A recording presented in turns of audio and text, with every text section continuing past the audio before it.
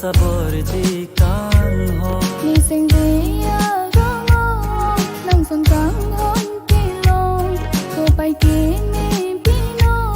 tak so pir biang pong nang riro nang pan nang ke saborason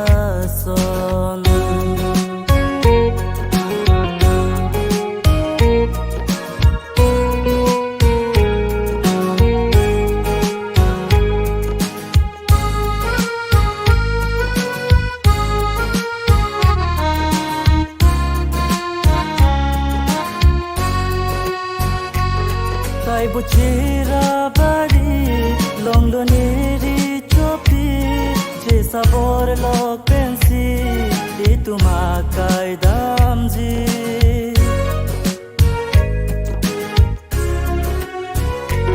nang sini long uji nang son so kirbi ko pai kini pino tak so pir biang pong nang riro nang pan nang ke saborason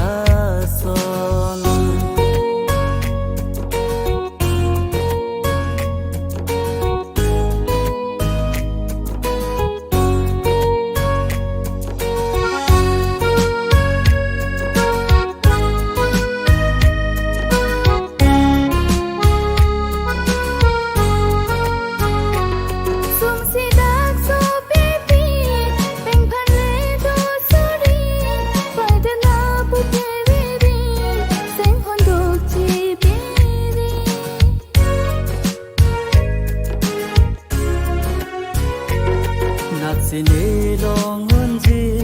nang song so pibi ne voleng dunji la nang kang hon pensi nang rido nang pan nang ki saborason sine nang pan nang sabor ji kang hon nang sabor ji kang hon nang sabor ji